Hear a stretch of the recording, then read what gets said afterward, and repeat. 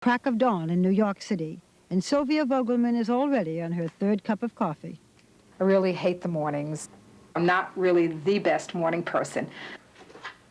This is probably the best part of my day. All right, and you? When I have the most energy.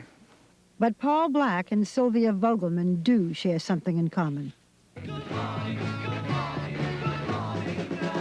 Every Tuesday, before she goes to work, Sylvia is up with the sun, or the rain, to make her weekly pilgrimage to God's Love We Deliver, where she volunteers in the kitchen preparing hot meals for homebound people with AIDS. The people that I work with on Tuesday morning, the volunteers, are really wonderful.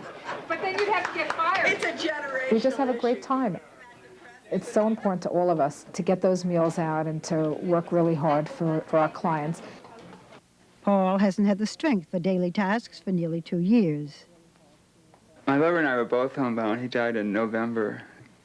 At that time, there was people coming in, a home care attendant and a visiting nurse every day, and so the food wasn't so much of a problem. But then after he passed away, I found that I really wasn't eating. That I had no motivation to kind of get some food.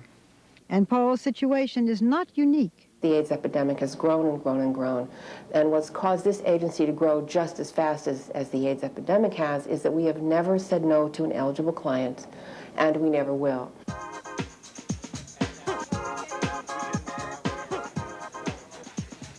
The kitchen staff and volunteers prepare nearly 1,600 meals a day for nearly 800 people, all free of charge, and delivered to anyone with AIDS who can't get out of the house or cook for themselves. We have enough for both lunch and dinner every day. The food is better than I ever get at home. I mean, I wouldn't know how to make poached salmon. There are people from all different backgrounds that I've been able to meet. I probably would have never met if I didn't work at God's Love. But underlying it all, we all understand who we're doing it for and why we're doing it. 1,900 volunteers make sure the job gets done. You really get to know these people. Go, Sally.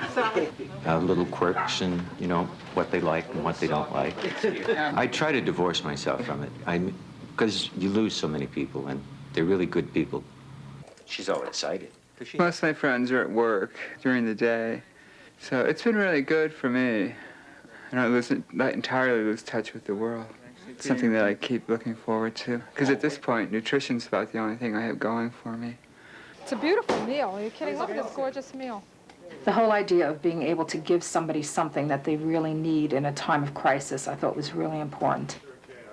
For me, it's a very personal thing. I think, oh, my friend could be receiving this. I want it to be the best, And so it's really not only a meal, it's a person.